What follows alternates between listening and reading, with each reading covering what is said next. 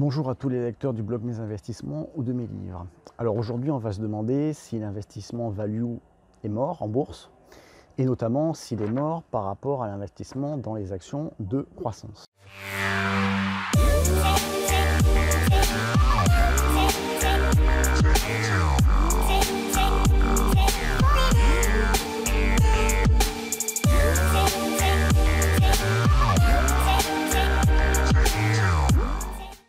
Alors effectivement, sur les 10 dernières années et même au-delà, les actions de croissance ont surperformé.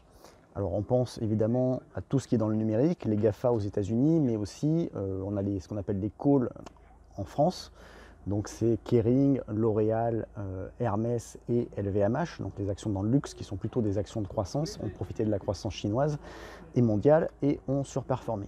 L'illustration de cette surperformance des actions de croissance, c'est qu'une seule action à elle seule, en l'occurrence Apple. Cette entreprise a une capitalisation boursière qui est désormais supérieure à celle des 40 actions du CAC 40.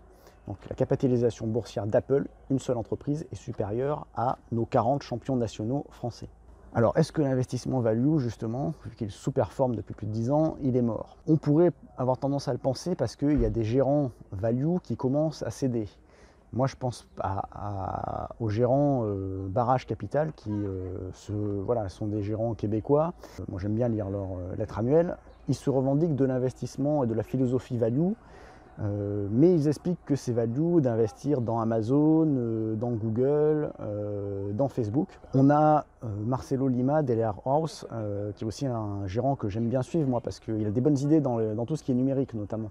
Lui voilà, c'était un investisseur qui se revendiquait value et puis il y a 2-3 ans il a décidé de changer son style d'investissement pour investir uniquement dans des valeurs numériques en se disant que c'était la fameuse courbe en S et l'adoption de la technologie et que c'était les valeurs de demain.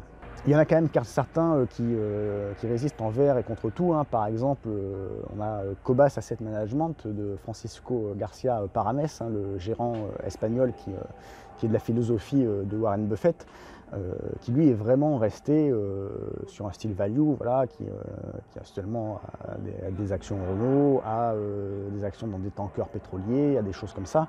Voilà, lui, il n'a pas cédé aux sirènes, on va dire, des actions de croissance. Il se tient à stratégie value, même si elle sous-performe depuis des années, et est confiant qu'elle va surperformer justement dans les années à venir. Bon, alors moi, je pense qu'elle n'est pas forcément morte, qu'il n'est pas forcément mort ce style d'investissement value.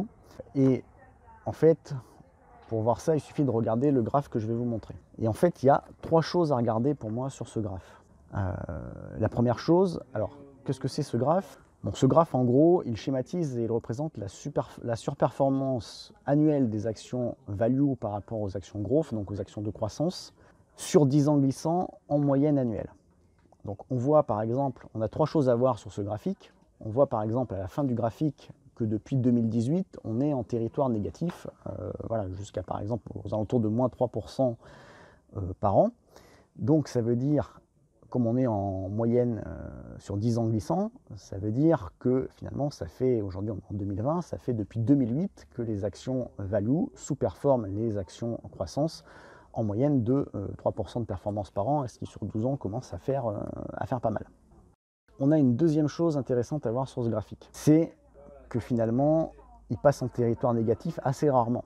C'est ce qu'on appelle le value premium, c'est-à-dire que normalement, sur le long terme, les actions value ont plutôt surperformé les actions de croissance, vraiment la plupart et la majorité du temps. Et enfin, on a une troisième et dernière chose, qui pour moi est la plus importante, c'est si on regarde en 2001. Donc en 2001, on voit qu'on était dans la même situation qu'aujourd'hui, c'est-à-dire qu'on était en territoire négatif sur cet indicateur, et donc nos fameuses actions value surperformaient depuis 11 ans.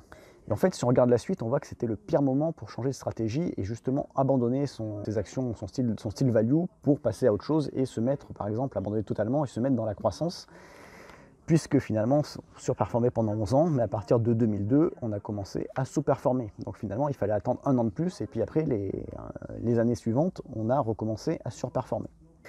Donc en résumé, je pense qu'il est intéressant, moi j'en ai personnellement, d'avoir des actions de croissance dans son portefeuille, notamment des actions numériques, parce que voilà, elles peuvent profiter de l'avenir, etc. Mais que si vous avez comme moi des actions value dans votre portefeuille, c'est peut-être le pire moment pour les abandonner. C'est-à-dire qu'il faut voir que la stratégie value, c'est déjà arrivé qu'elle sous-performe pendant une décennie. Par contre, c'était justement le pire moment pour l'abandonner parce que elle a su revenir dans les faveurs par rapport à l'investissement en croissance juste après. Voilà, si vous ne me connaissez pas, je vous mets le lien vers mon blog dans la description de la vidéo. Vous pourrez trouver d'autres articles ou d'autres vidéos dessus. Si vous voulez voir d'autres vidéos, abonnez-vous à la chaîne et puis cliquez sur le petit j'aime si vous avez aimé cette vidéo. Et puis, vous pouvez découvrir mon livre sur la bourse, Investir, style gagnant, style perdant, et mes 2 livres sur l'immobilier, l'investissement immobilier locatif intelligent et 77 exercices pratiques pour l'investisseur immobilier intelligent. Je vous mets les liens vers tous ces livres dans la description de la vidéo. Et je vous dis à bientôt sur le blog et sur la chaîne.